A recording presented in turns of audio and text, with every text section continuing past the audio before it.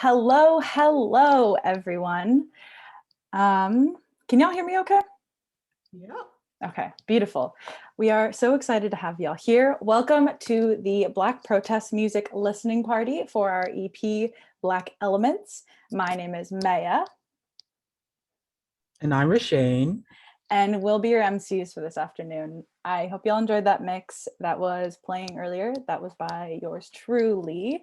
And if you want to listen to the full thing later, Ariel will be sharing the link later in the chat. So also, Ashton will be pasting the link to our program in the chat where you can see who's in the class, the run of show, and song lyrics for all of the pieces that we'll be listening to. We are super excited to have y'all here and to share space together. And like we said in our invitation in the chat, we want this to be a space of community, of love, and of joy. So please engage however feels best. A few housekeeping items. Our lovely Ariel and Ashton will be our chat monitors and we'll be pasting any links, as well as making sure that questions get shared in the chat. Lee is our wonderful back channel boss, so please feel free to send her any questions. That's Lee Gilboa. And we're also recording this event. So if you don't want to be recorded, feel free to turn your camera off and or change your name to a dot. And please feel free to engage out loud in the chat with reactions. We want to feel the energy however y'all want to give it. And with that said, I'm going to pass it off to our amazing professor, Dr. Charisse Barron. Hello, everybody. Thank you so much, Maya. It is just a privilege and an absolute joy to share the work of this class. This is the culminating gathering of Black protest music. It's a course that has been running this entire semester in which we've been surveying Black protest music from the spirituals all the way up to the music of the Black Lives Matter movement. But we've also been engaging in this kind of experiment in which we have worked together, the classes worked together to create an EP or a project of 6 songs, all original compositions or original arrangements performed by the class, mixed and produced by the class, and ultimately mastered by the phenomenal Jim Moses in the music department. So this has been an exciting endeavor, and we're just thrilled that you all showed up to share this moment with us. So we're gonna give thank yous at the end, but I just wanna say thank you right now for being here, and I'm gonna give it back to the students so that they can take us on this journey through the music. Thank you, Dr. Barron. So hello again, everyone. My name is Rashane, and I will be one of your co-MCs tonight. So now let me give you guys a little run of how the program will be ran. So we'll be presenting 6 different songs tonight and the music video for the last song. And in between each song, we will give time to ask any questions. And if we don't get to your questions, don't feel discouraged. There will be more time at the end to ask more questions. So no need to worry about that. So before we begin, I will hand over to Will Johnson, who will be introducing our EP tonight. Thank you, Rashane. And also thank you all for being here. My name is Will Johnson. I'm one of the graduate students in this class, and I also had the honor of helping to shape this EP through mixing and production. Most of the songs began as a cappella recordings with no instrumental accompaniment. Someone had an idea in their body and they found a way to inhale and transfer their breath through their vocal cords into a sequence of notes with and against the atmosphere of a pandemic that includes COVID, but also includes the pandemic of anti-Black violence, sustained xenophobia, sustained heteropatriarchal violence, and so on. So through all of this, we found some moments that felt worth holding on to and moments that felt worth recording and looping. So what we had to begin with was the recording of distinct moments. And for me, the job of production was to expand these moments, to focus on the parts that felt potentially transcendent of this one inescapable moment that we all find ourselves in. And then piecing together these recorded moments to make a new moment. And through the loudness of this moment, the goal was to find a way to listen and to hear each other. And then through production and mixing, basically finding a way to say to each other, we hear you. So I just wanted to say before we get into the actual songs. It's been really wonderful to hear everyone. And also just want to encourage all y'all to participate, to hear, to sing in the chat, to move your bodies, to close your eyes, and to just do what feels right. And I'm going to pass it back to Rashane. Amazing, Will. So now the moment we have all been waiting for, and the moment we are all here, the music. So like Will just said, and like Maya has said, and like Dr. Barron has said, we feed off of your energy. So like, give us the energy, keep the chat active, move in your seats, get up and dance, do everything. Nobody's judging you because I will be doing that too. So our first song tonight, Not a Fantasy, will be introduced by the lovely Zoe, who is a singer and songwriter of this track, and Nicholas, who has a part on this song. Hi, everybody. I'm Zoe Donovan. I use she, her pronouns. I'm a current sophomore and just rising junior, which is crazy. So this is a song I composed called Not a Fantasy, and it comes from sort of two lines of inspiration.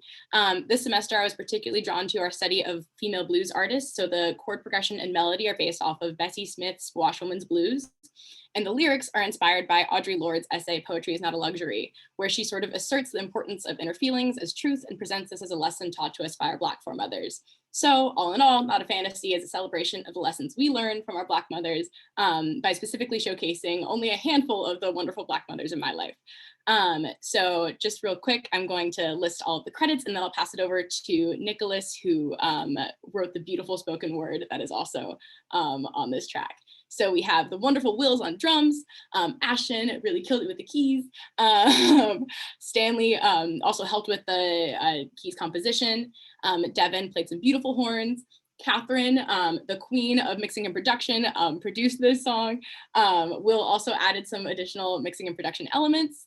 And then finally, I'll pass it over to Nicholas to talk about his beautiful poem on the track.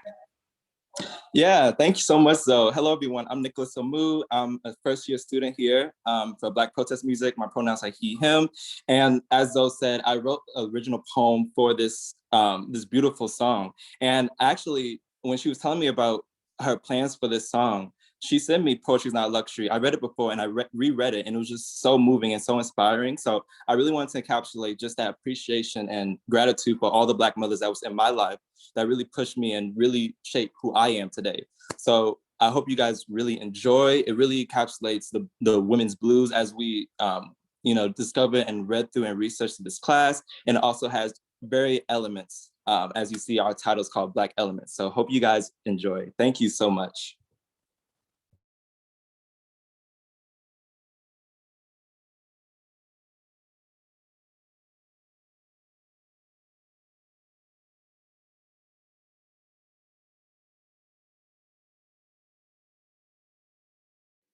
Black mothers' poetry from within. I feel, and it feels just right to me.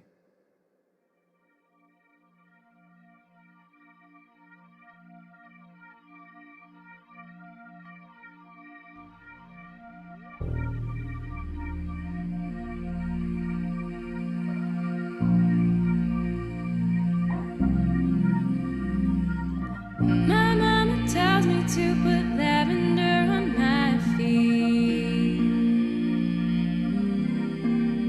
Those good dreams won't come unless you get some good sleep.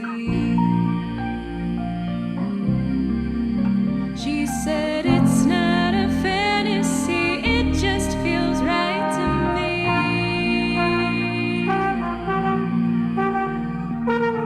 When I get the blues, I wear Auntie's jewelry. She's not here no more, but she lives in me. She'd say it's not a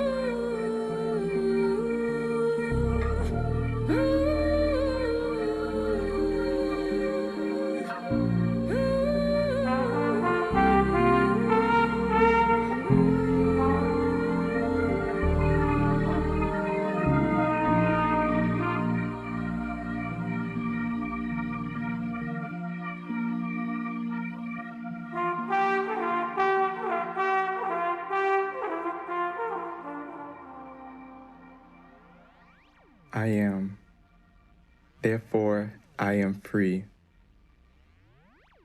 Black Mother's poetic words speak inside of me.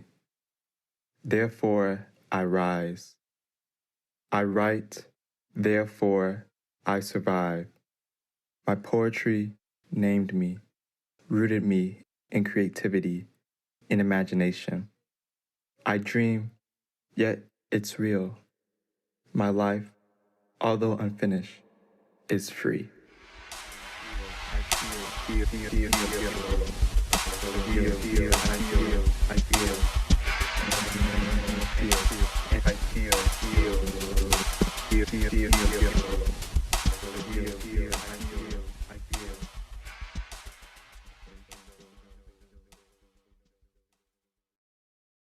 Wow, like the song says, this is not a fantasy.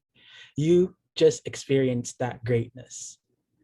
That greatness. Wow. Wow. So now, if anyone in the audience has any questions, feel free to raise your hands and I'll call on you.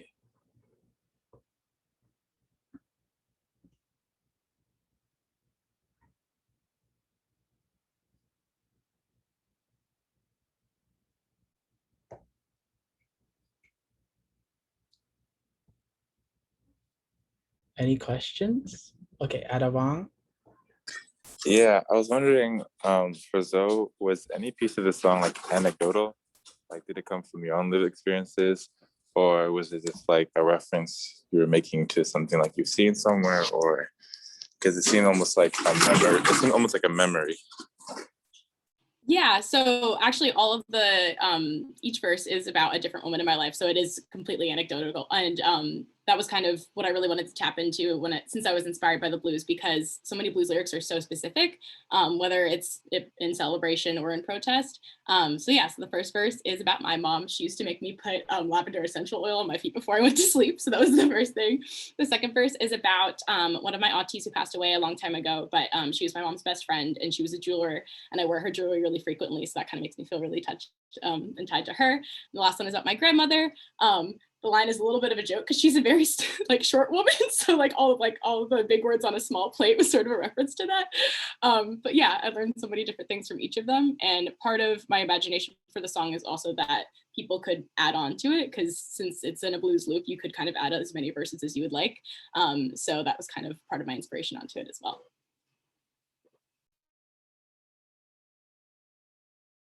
We have time for one more question. Kai, I think that's how you say it. Hi. Does it deviate at all from the type of music that you normally create, or do you normally create music like this as a non-music maker? I'm just curious. I'm sort of new in my writing music career, I'd say, but from the few things that I've written, it is pretty different because it was so centered in, I guess, research. It is a little bit different. That's a really good question. Thank you. Amazing. All right. I also have to be honest. I cannot stop smiling. My face kind of hurts. And we've only just gotten started. Okay. Our next song is called City Called Heaven, and I'm going to pass it off to the songwriter, Sophie Morgenstern, to introduce it. Hi. Yeah. I was first introduced this song as I performed it in choir, and I didn't really know the history of gospel and its connection to Black protest music. So as I learned more and more about that in this class, I wanted to give this song new life, both with my new understanding and with sort of new musical influence. And I'd like to give a shout out: Will's on drums, Stanley on keys, Devin on horns, Nicholas on cello, and Will and Catherine for mixing. And I'm really excited to share this with y'all.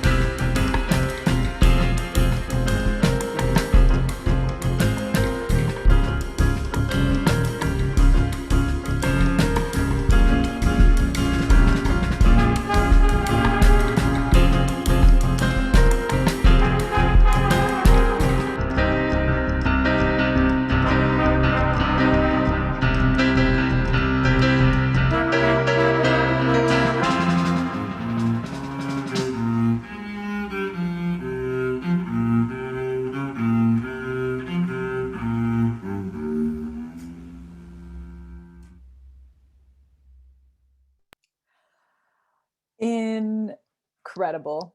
Oh my gosh. For context, we've listened to these songs several times together as a class, and it really never gets any less absolutely incredible. Before we move into time for a couple of questions, celebrations, I want to pass it off to Catherine, who was the producer for our last two songs. Take it away, Catherine. Yeah, wow. It was such a joy to produce on these two songs with the help of Will. I just like can't explain like how talented this class is, and like the fact that we all had to do this like remotely is just such an impressive feat. Like people were like sending me stems, and like I was recording for people, and we all just like put it together.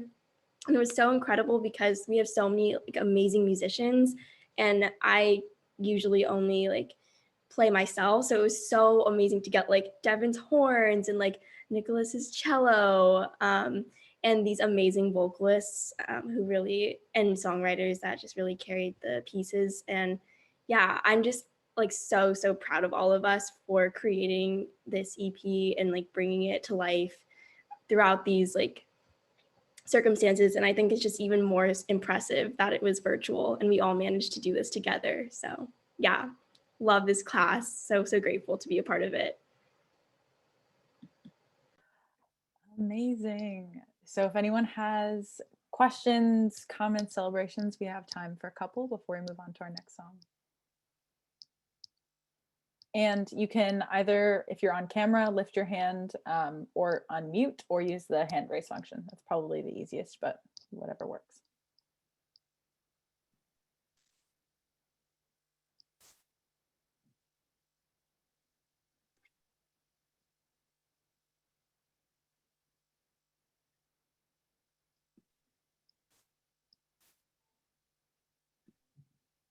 Oh, go for it.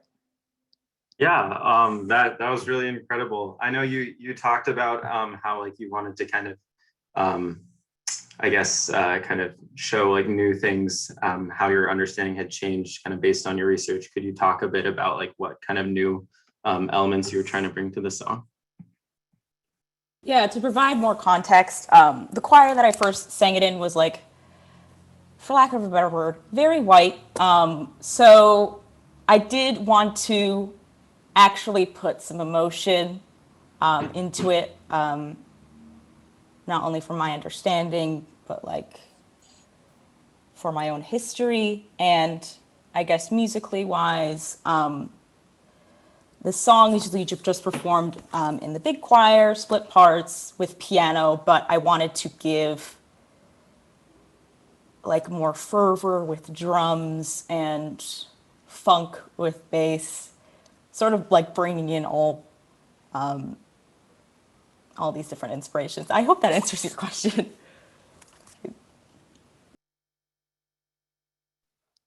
We have time for one more if anyone else has anything, which it can also just be like a, hey, I love this, but whatever you want to share. Go for it, Miles.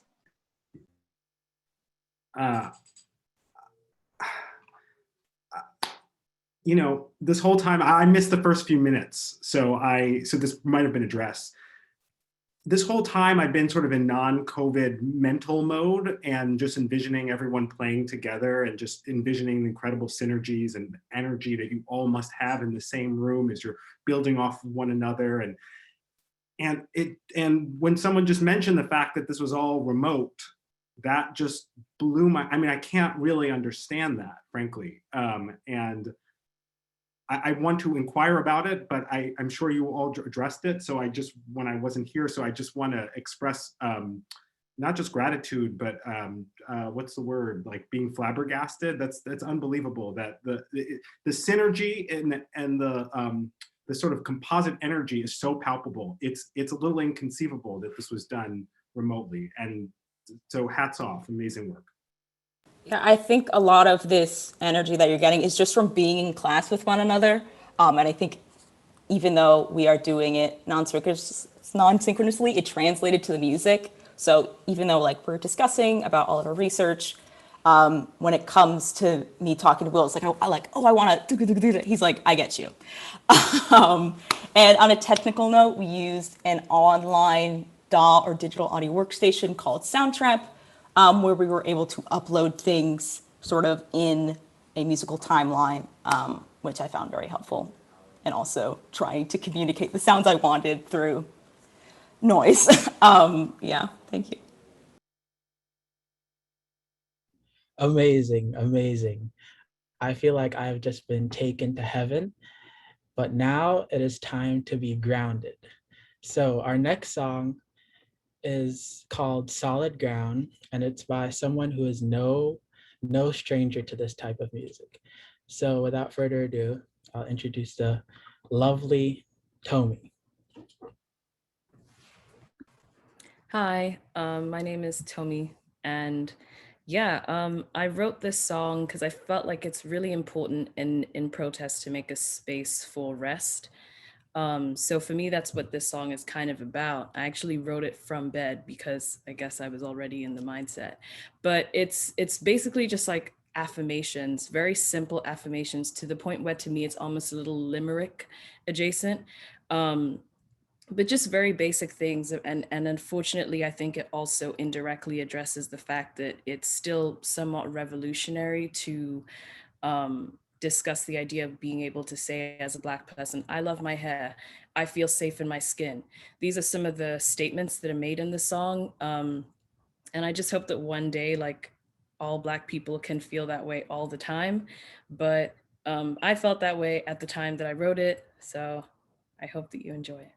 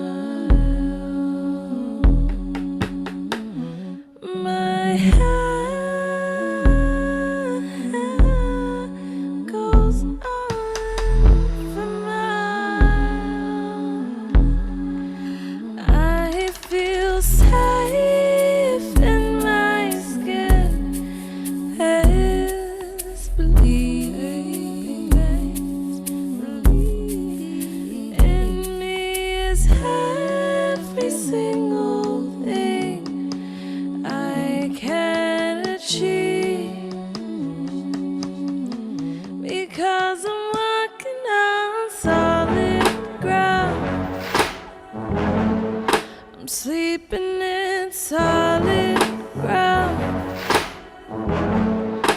living on solid ground. I'm grounded in truth because I'm loving on solid ground. You got me fighting on solid ground. Each day I'm breathing on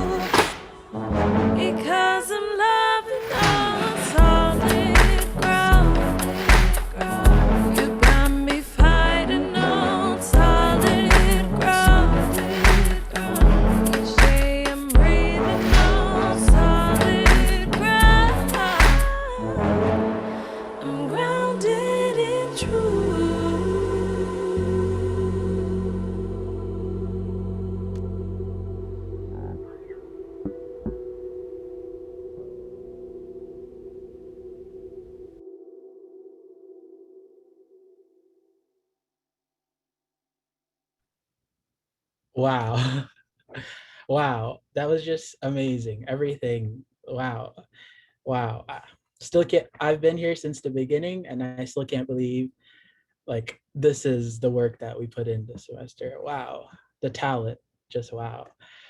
Uh, if anyone has any questions, comments, like feel free to raise your hands and I'll call on you.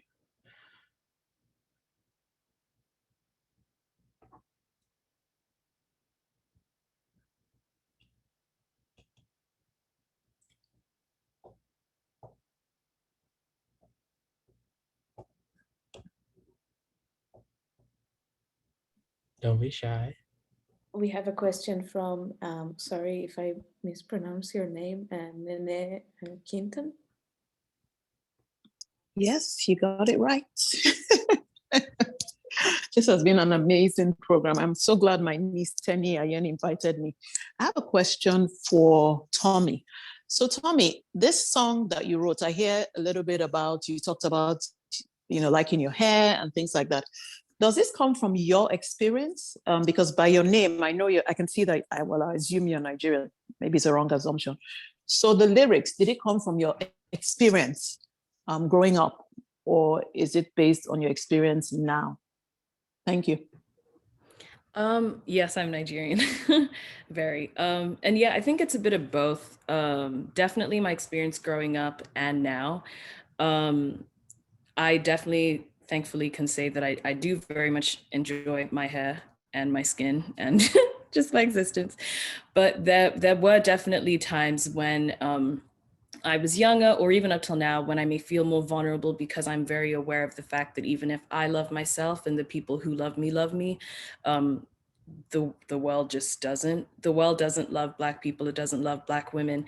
And so I think it was more about that. I was speaking to the experience of these may not be the affirmations that I feel I need to hear today. But I also know that there are a lot of people who do need to hear these affirmations today, or even if they don't, just like creating a space where people can be reminded that they're beautiful in these very simple ways that are still very much integral to one's experience. It's very important for someone to like what grows out of their head and grows out of their hair follicles. It's very important for people to like their skin, in whatever way that may be. So yeah, it was more to touch on those things that I think are very fundamental to enjoying our experience on Earth and just being comfortable navigating the world. Thank you so much. That was an amazing, amazing song. Thank you so much. Your voice is amazing too. Thank you. Thank you so much. I think it was Dong. I can't really say your name. That's okay. Hi, Inango. Okay, in the building. Dr. Barron, my heart is thumping out of my chest. I have so much to say, but I don't want to take up too much space. So we can get to the next song because they're all so good. But I loved in this production in particular, kind of the steady march, the feeling of really that steady rhythm. And it tied in so deeply into the words you were saying and the way that you were saying them. So I was curious to what extent there was a conversation about having the production reflect the sort of themes that you were building on in the broader work, because I felt it worked so synergistically and I couldn't pull my mind off of that. Thank you for such a beautiful track and project. Thank you. Thank you. I'm really happy that you noticed that, because that actually was really important. And if Will is comfortable talking about that more, I would love to hand it over to him, because I did express to him that it was really important to me to create somewhat of like a marching theme, almost like a drone, like a pedal. And initially when I recorded the first demo of this song, I did that vocally with like a drone that is actually what you hear at the very beginning, the just kind of creating that energy of marching and kind of plodding on with heaviness. And I think he did a great job. So if you're comfortable talking more about that. Yeah, for sure. I think it was such a good direction. I feel like this was one of the ones that started just vocals alone. And I feel like Tommy had an idea of what it was supposed to sound like. And I also remember Tommy saying something about focusing on the quarter notes, but creating these accented moments. And so what we did was we kind of like chopped up Will's drums and made all of these like little fills and little kind of like momentary, transitory kind of rhythmic elements, and then kept it really straight ahead on the quarter note. And one thing that I loved actually is I think, Tommy, at some point you were saying you were talking about like it in relationship to a work song. But then the last class that we had, I also remember you being like, this is about not working. And it actually reminded me of this this blues, this field recording that Alan Lomax has, where he's interviewing these workers and he's like, so is this a work song? And the guy's like, no, this is a don't work song. And so that there's a politics of refusal to do too much, but also in that is some kind of poetic license around simplicity. And I feel like that just, yeah, came together. Our class is brilliant. I'm so glad that we get to share this with y'all, and like, yeah. And I don't have as planned smooth transitions as Rushane, but we have another incredible piece for y'all called My Skin, and I'm gonna pass it off to Teniola to talk about it. Thanks, Maya. Well, hi everyone. My name is Tenny and I'm a sophomore. Thank you so much for coming out. It's such a pleasure to finally share our work with you. The process of creating the song My Skin was quite intuitive. I was actually sitting in class on February 10th and was inspired by our discussion and class listenings from the week prior. So I pulled out my phone recording app and quickly hummed out the vocal progression, which I fleshed out later. And this semester, I've been trying to push myself musically and explore a means of conveying emotion through tone and through chords rather than through lyrics. So I think you'll notice that this song is quite lyrically sparse, but incredibly dense and rich instrumentally and vocally. And the tonal progressions encapsulate my Black experience through dissonance and minor chords that eventually resolve. And the lyrics, My Skin, speaks to the physical reality of Black existence, as well as the identity that we tie to our skin. So shout out to Will for production, Ariel for backing vocals, drums, and all of your amazing help overall. Wills for the insane drums, and Shinru, of course, for the lovely visuals. I hope you enjoy this.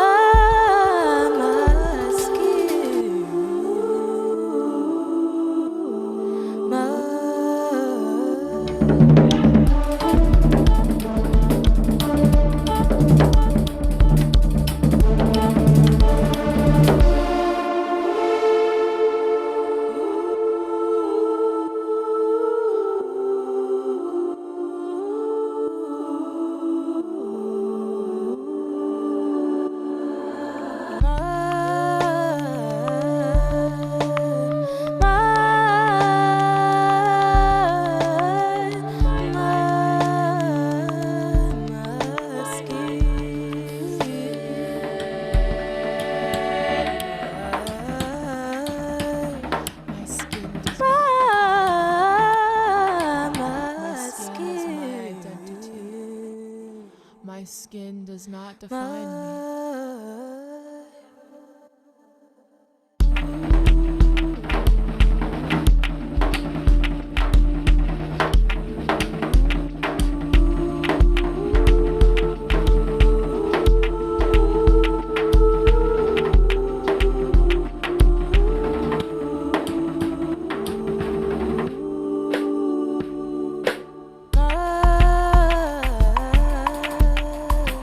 My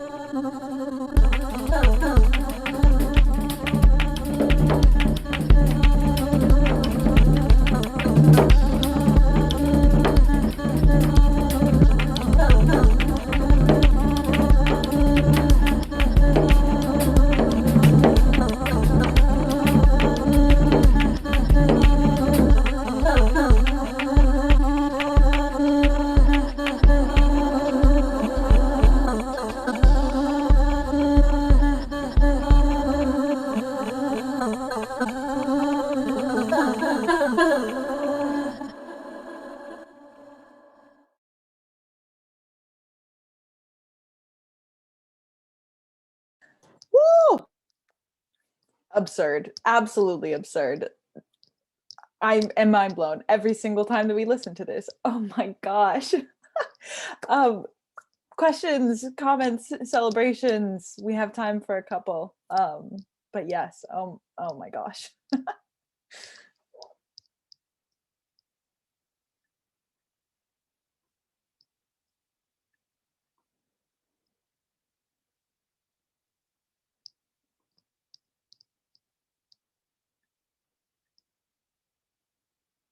Go for it.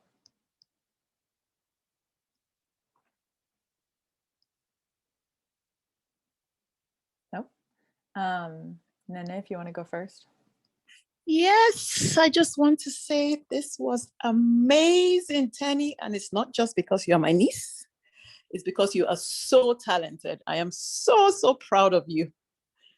Give me chills, making me love my skin even more.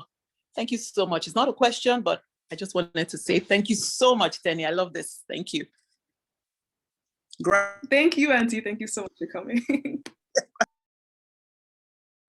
And Sarah and Avery, go for it. Yeah, we also didn't have a question. We just wanted to say that that was incredible.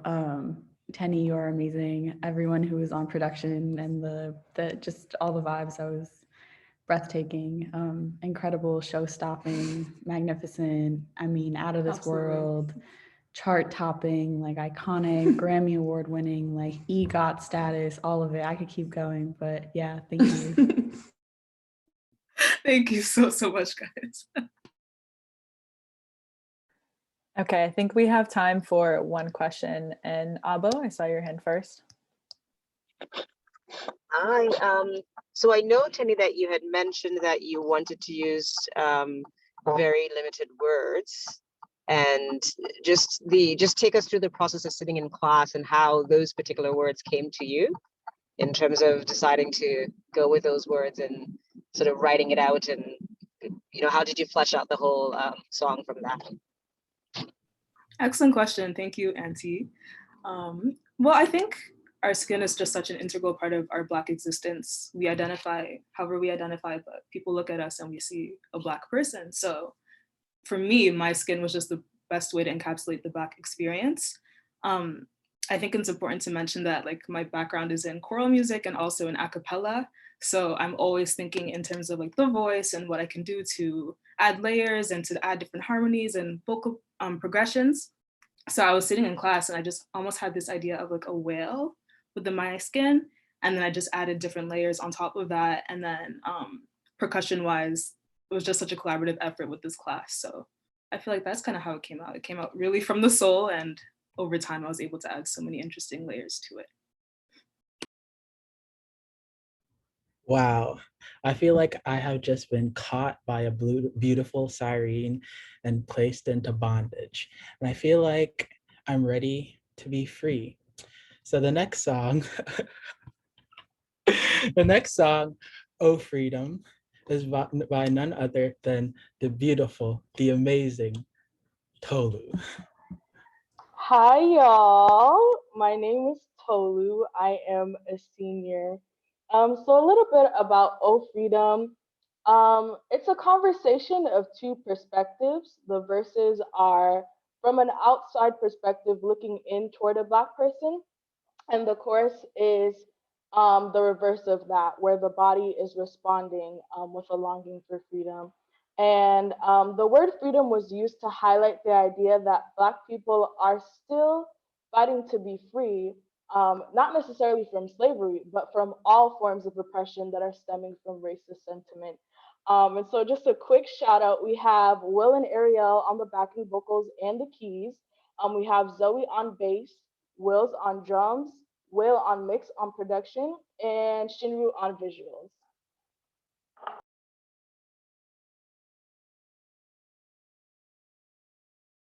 The hurt that you've lived, the trials that you've seen, the cries that you give,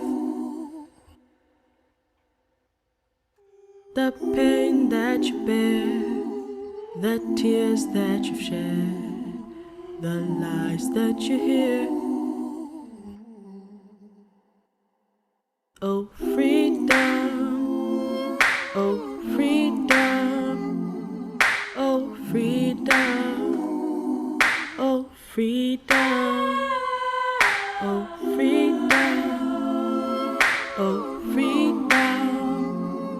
Oh, freedom. Oh, freedom. The violence you see, the darkness around, the hatred abound. System set to fail, sentence you to jail, no chance to make bail. Oh, freedom. Oh, freedom. Oh, freedom. Oh, freedom. Oh, freedom. Oh, freedom. Oh, freedom.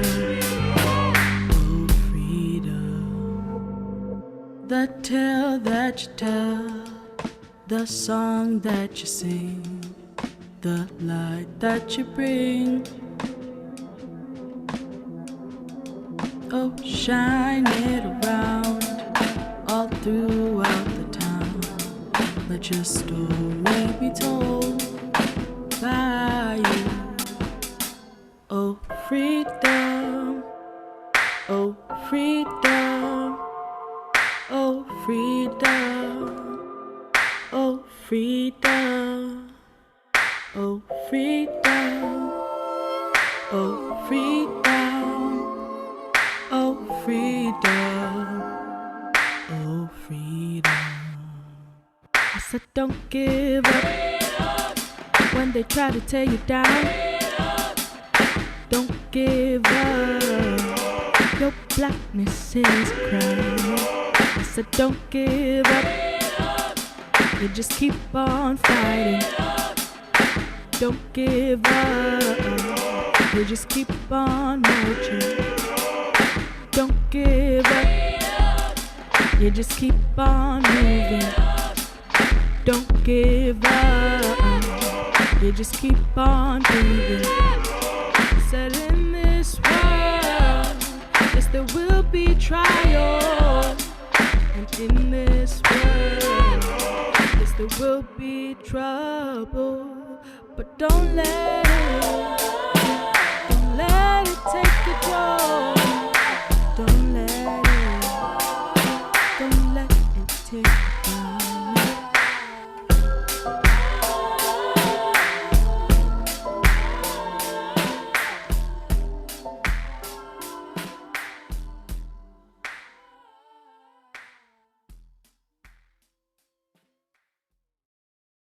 Wow.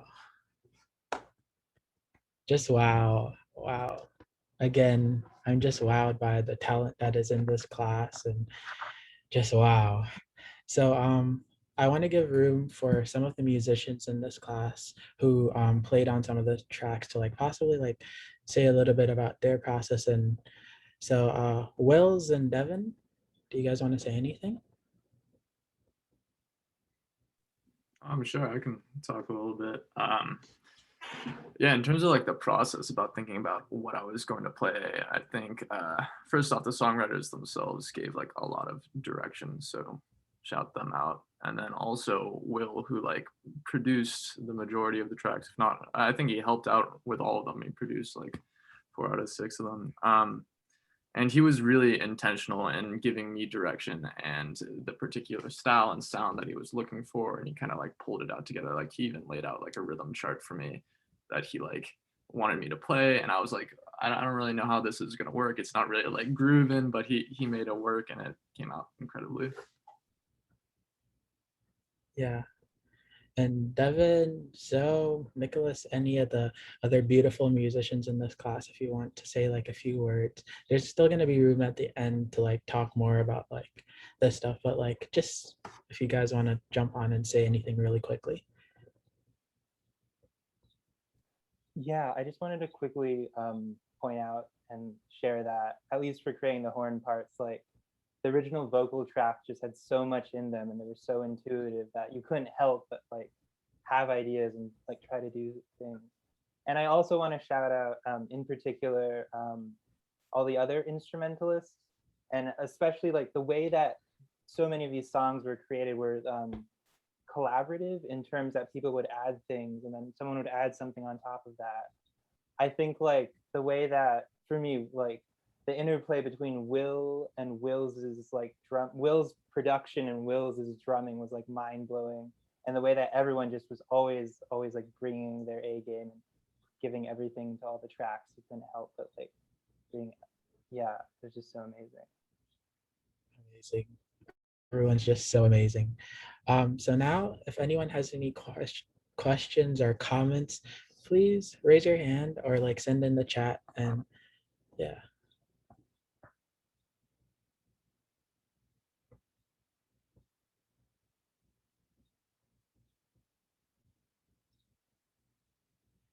Toasted.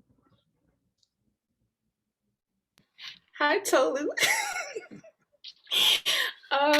My question is, how did your experience with choir, church, and I guess family, how have these things contributed to the song? I'm thinking about like the clapping in the song, and we both attend Nigerian churches, and clapping is definitely an important element for praise or worship. So I wanted to know if that influenced it and what ways it did.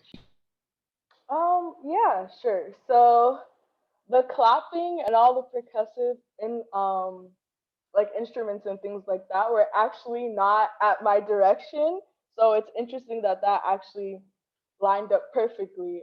I would say gospel music definitely influenced and inspired the track. I think I had this conversation with Will at one point where like the original version, I was like, I think I want to add a little bit more gospel-y vibes to it, for lack of a better word, so it can feel more communal. And so I think that just history, being in a gospel choir for most of my life, but also going to church a lot and hearing those musical influences really shaped, I guess, the direction that I wanted the song to go in, if that makes sense. Amazing. Any other questions? And again, there will be room at the end for more.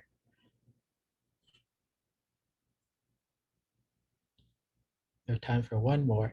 Jay.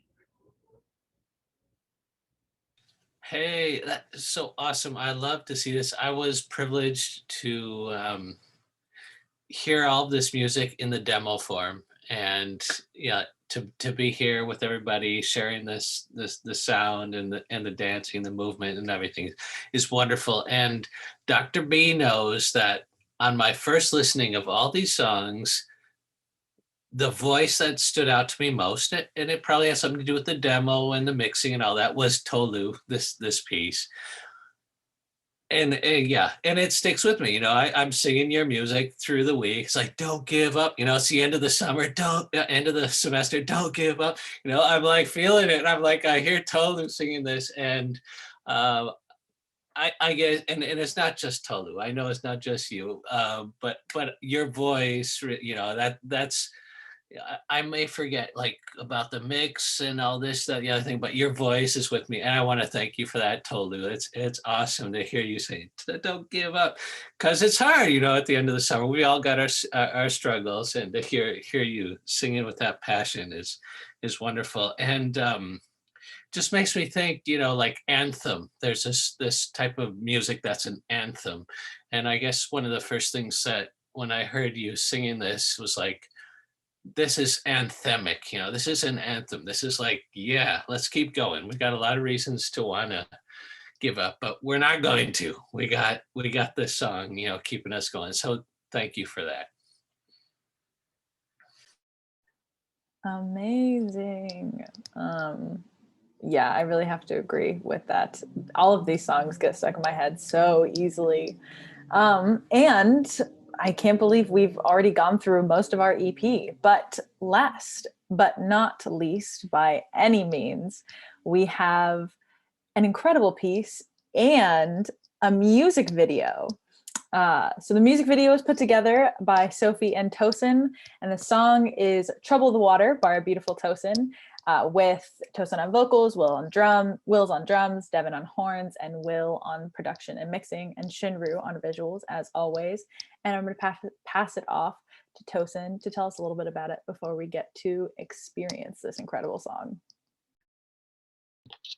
Hi everyone. The title of this song is Trouble the Water, and water is such a key part of my identity, and I think such a key aspect of liberation efforts just around the world. And so I was thinking a lot about water as a space for healing, but water also as a site for destruction, and the possibilities that that poses in terms of liberation, and the fact that water is such this great thing that there's so much underneath it.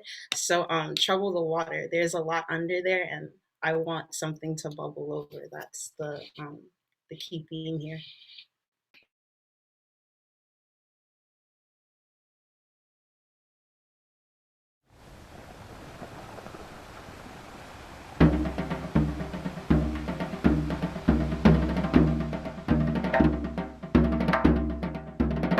Mama, don't cry. I've given my heart to the river.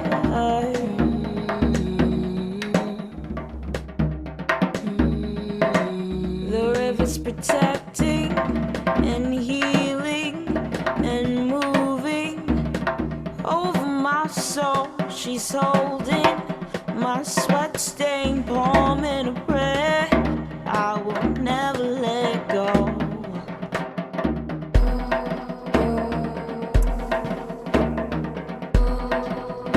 She cries, Lord, Lord, Lord, come and trouble the water.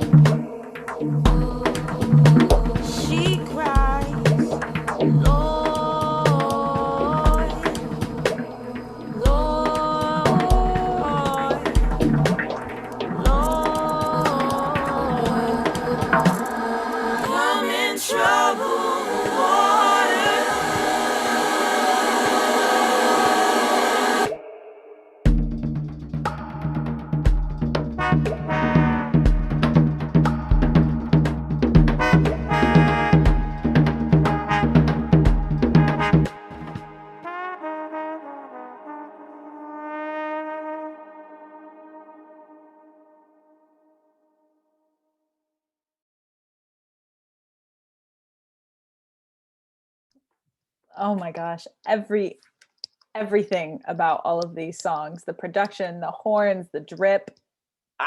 Oh my gosh. I have chills. I have chills every time that we listen to this EP. Oh my gosh. Well, that was our last song. So we now want to open it up to questions about Tosin's piece, the video, and also anything that y'all have about the EP, the process, anything you want to ask. Feel free to put them in the chat or use the hand raise function, raise your hand on Zoom and unmute, you know, the usual. But yeah, go for it, Professor Okay. Whew, this was brilliant. I'm so inspired and moved just profoundly. Thank you so much. And Dr. Barron, you're so brilliant and you facilitated this, and I'm almost have no words, and probably I will cry too because I'm a Pisces. So I just want to say, or ask rather, how has this class or this experience broadened or changed your ideas about what protest is, or Black protest in particular? I love how there were so many different registers in each song, you know, thinking about rest, movement, unsettling, like you touched on, I think, a really wide range of different ways of understanding protest. And I would be so curious to hear how being in the experience, this collaborative space, and doing the research, as was discussed, has helped to kind of shift your ideas about what protests can be or might look like for you in the future. Thank you so, so much. I am shook. I appreciate y'all.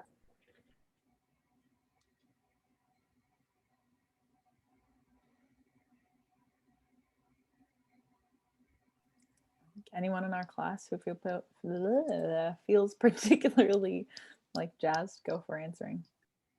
I'll start just because Lee and I have been kind of working on a paper that is working through that that term protest, and also trying to work through specifically what happens when you modify protest with Black, and when you prefix protest with the word Black, and then you suffix that with music.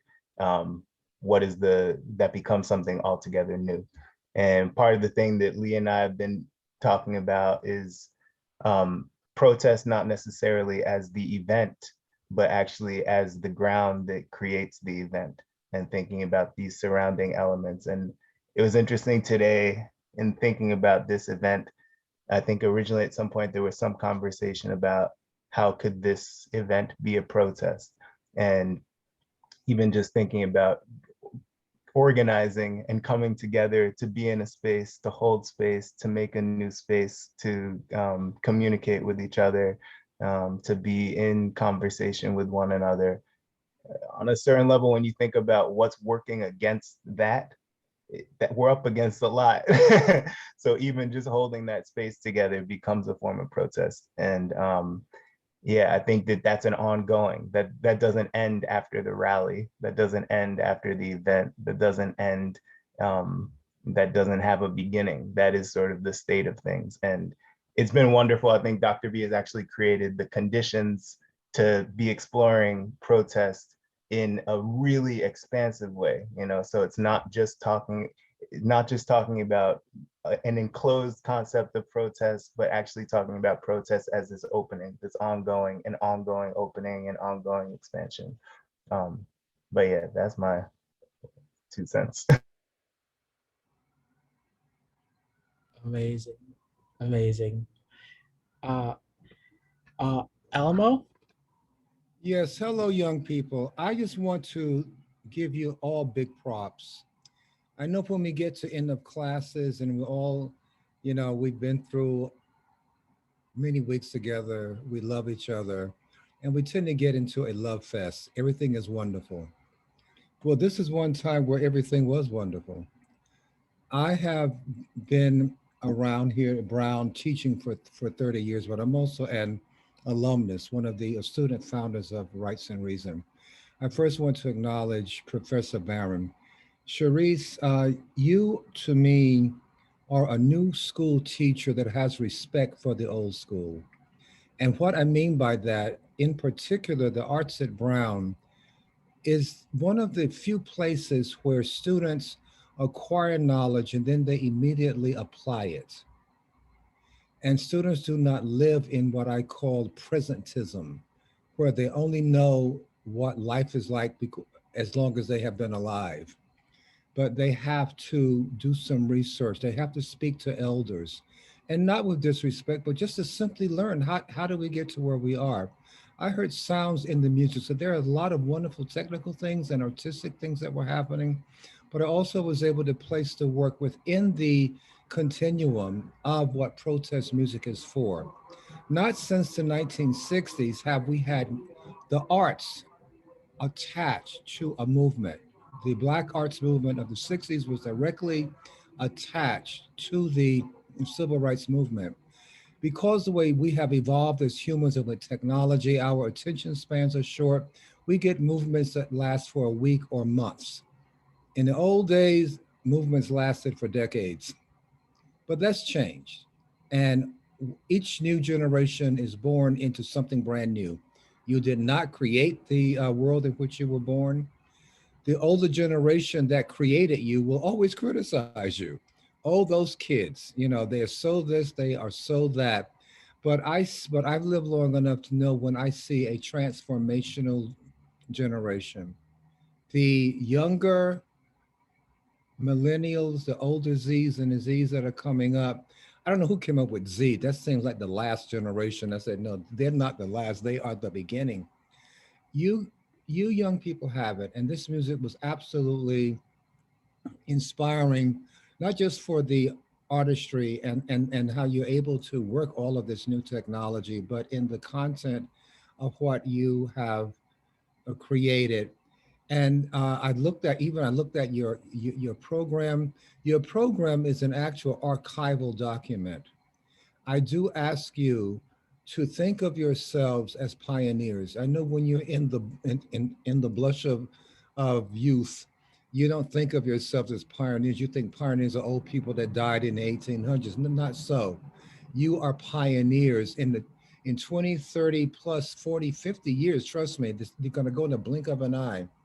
People your age are going to ask you, what did you do during the COVID-19 era, during the time of the corona, during and the time that's always there, this incredible police attacks on people of color, all in all aspects, these incredible horrid attacks on trans people.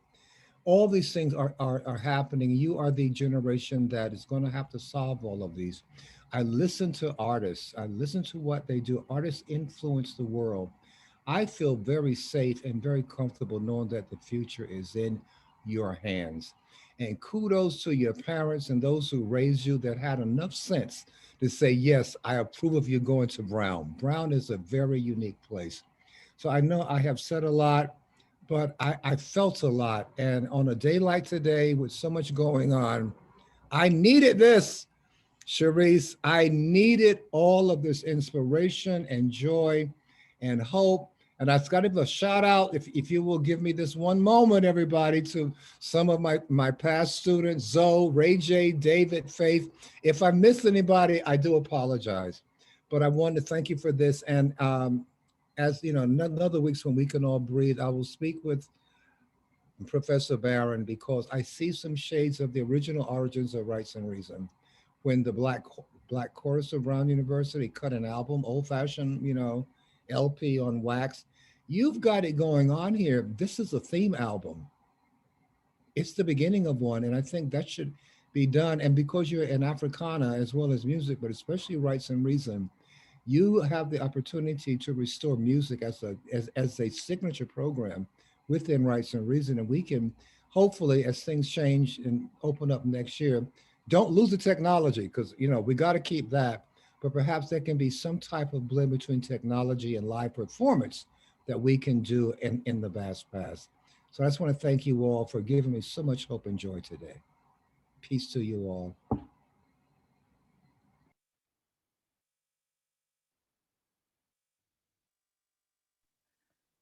Amazing. We have like 9 more minutes for questions, so throw them out there.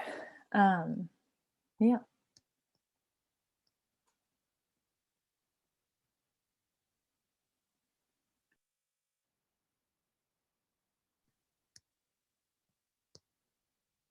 Go for it, I have a David. question.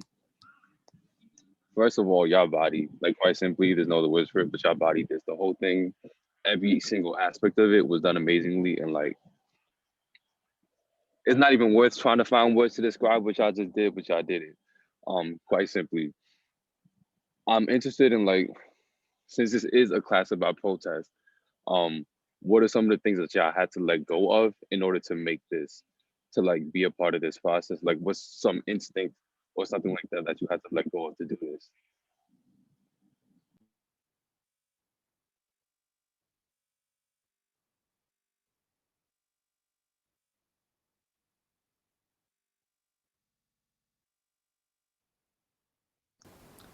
I could start off, particularly using the source material or inspiration of a choir piece and like growing up in choir. I had to really let go of like sort of what makes good music in all senses of the word. Like I don't need, you know, these perfect vowels and sing every note perfectly. Like I need to make room for inspiration. And you know, with all these collaborators, I'm like, I'm not giving them sheet music. I'm saying, here's what I have so far.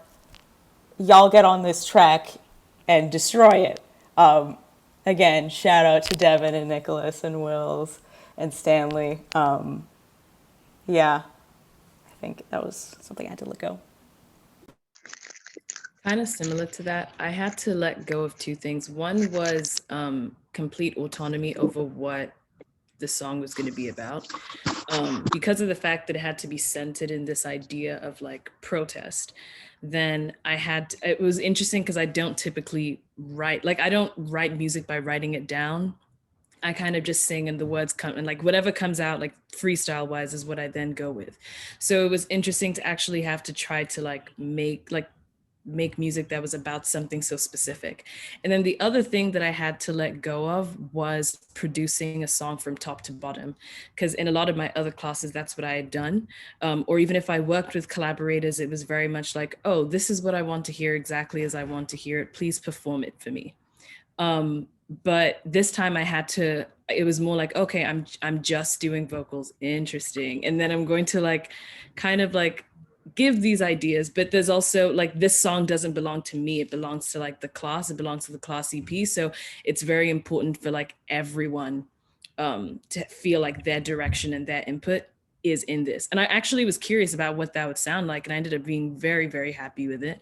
But yeah, so that it was a first for me actually like working collaboratively in that sense, where it's like, this is a very specific thing that I have control over. And then I'll hear what this sounds like next week when someone gives me a demo. But yeah.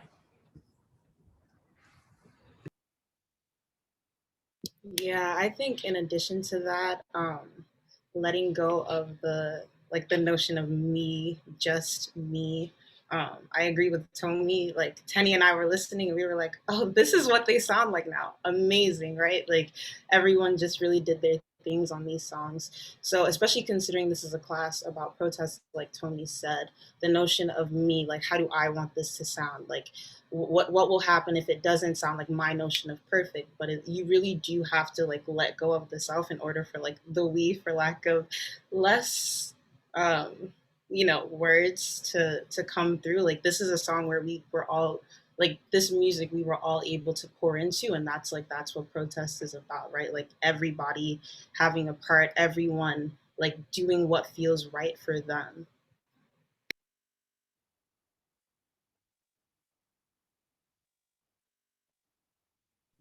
Great. If anyone else wants to say anything, or we can go to another question or comment.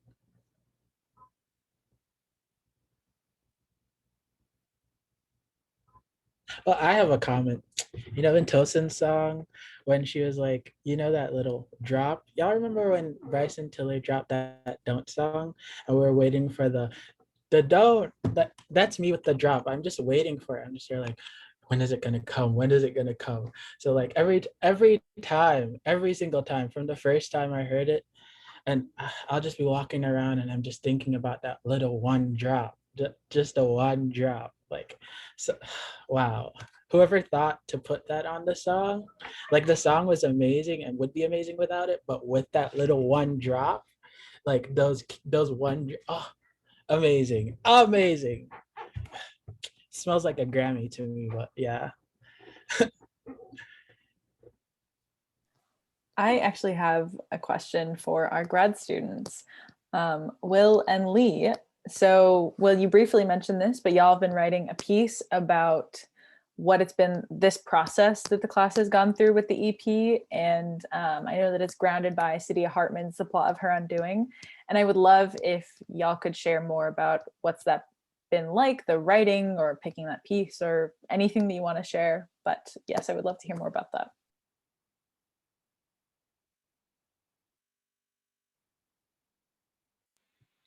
But you'll have to interrupt me at some point. Okay.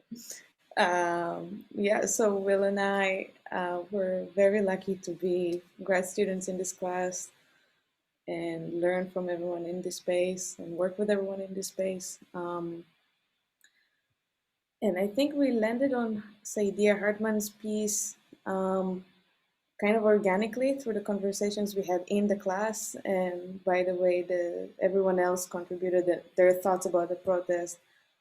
And what caught our attention in the Hartman piece is a particular line there where she's saying that the protest is not the chant or the bended knee, but rather the ground beneath the feet of the protesters that starts the movement. And that connected to everything that the class wanted to bring in, the elements that make the protest, and what Will and I wanted to bring in, which was kind of taking the protest away from the act of protesting and thinking of it as a set of practices, which he very eloquently touched on earlier. As for the writing process, oh, you want to interrupt me now? Go for it. I'm happy to let you take it over. No? Okay. So the writing process, we also collaborated, I guess. This was my let go, I think. Will and I decided, we had a series of conversations about everything that was going on and how we're thinking. And the collaboration process was us writing paragraphs back and forth to one another. Everyone brought an idea and then the other responded to it and again and again and again until it caught a shape that we were happy with. And we are currently finalizing it. It's almost there. And now I'm going to pass it off to Will. Okay. I just wanted to add one thing. The Saidiya Hartman piece was important, but actually in going back through the text that we had looked at this semester, I also spent a lot of time with the Bernice Reagan piece as well. And there's that piece, which also has the words "Oh Freedom" in the title. Noted. That piece has a lot of gems about protest and about protest music. And I just wanted to read one, this is just one thing that I pulled aside, where she writes, "The songs are only a vehicle to get to the singing, and the singing cannot be understood as executing melody, rhythm, and harmony, although it helps if you can execute those things. But if all you do is hold the tune and get the rhythm and the harmony, you have not done what it is you say you want to do when you say, let's sing. Black people use songs to get to singing. Singing itself is an organizing experience." And I think that we can talk about singing, but we can also talk about singing. So there's part of me that I think the ground is important, because when we talk about the ground, we're talking about an actual physical ground, but we're also talking about the basis for all action. We're talking about the basis for all movement. We're talking about the basis for all gravity. And I think the same could be said with a lot of the other poetics that surround Black song and music, Black music specifically. When we talk about Black music, where you can talk about Black music, but also you can talk about Black music. And those things sound the same, but there's a difference. And part of it is in the articulation, it's in the gesture, and it's in what surrounds those concepts. So I feel like that's what we're working through in the piece. protest as protest, but also protest as protest. Mm. Oh, thank We you. have time for one more question that we have just received in the chat. Lee, could you say it? Sure. So this is a question from Yvette to Tosin, asking if you could expand on the inspiration and meaning of water and travel in your song. Yeah, I can definitely do that. Earlier, I was talking about how water is a site for peacefulness, a site of calm, but also a site of destruction and a site of great power. And we learned about the notion of nyama from African bards as we were learning about the origins of hip hop and the idea that music or that art or poetry can brew something up in people to make them want to act. That was like what I received from the notion of nyama. So thinking about troubling the water, thinking about water both as peaceful but also as destructive. So for me, water is a key part of my identity. Like I'm a water sign, if that means anything to you, a Pisces. Yeah, Pisces. I was born by a river in Nigeria, and that's like a moniker that my aunt calls me. So it definitely means a lot to me. Water is peaceful, but sometimes we need water to be shaken up so that we can receive the rain and the fruits of it. So that's what I was thinking about. Amazing. Thank you, Tosin. So we are like 4 minutes behind schedule and we want to wrap things up because we're at the end of our time. Thank you all for being here with us, for sharing with us, for all the great questions and energy. We'd like to say a few thank yous. Thank you to all the people who came to visit our class. Thank you to Becky Bass, to Johnny Keys, to Damian Sneed, to Julian Reed, Robert Sput-Seawright, to Tobe and Wigwe. Thank you to Swear Center for funding to bring all of these incredible artists to our class. And before I continue with our thank yous, I want to pass it off to Dr. B. Yes, thank you to the fabulous MCs on today, to everyone in this class. It has been, for everyone who's with us just today, it's been like this every class. It has been generative and loving and just amazing every single class. Today was no exception. I did want to just take a quick moment to thank the chairs of Africana Studies as well as the music department. And I know Emily Dolan is here. I want to say thank you for being here and hanging with us, but both chairs in both departments have been so supportive. We had so much support from the faculty in both departments. A special shout out to Jim Moses, who mastered the track. So that's some special production work that he did to finish it off and finish it and make it sound smooth and amazing together. Thank you so much for your work and helping us get the equipment to students at the beginning of the semester. That was huge, a huge deal. And this class wouldn't be what it was without what you did. So thank you so much, Jim.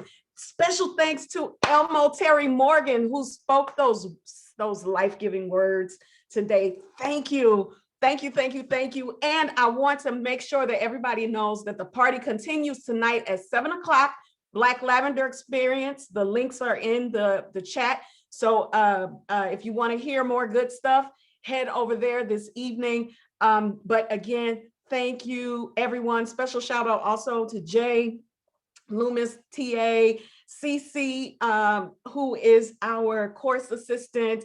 Thanks to Lauren and to Drew in the music department, who were also behind the scenes, making sure that everything went amazing.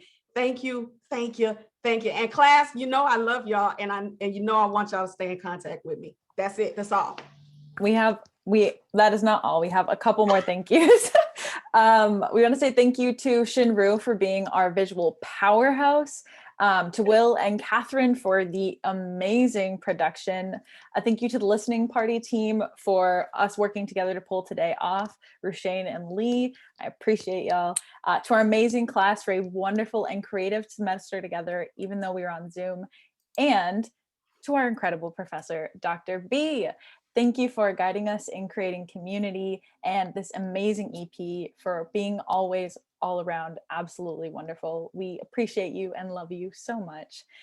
And a special shout out to my fellows seniors in the class. We are wrapping up our time in undergrad very quickly.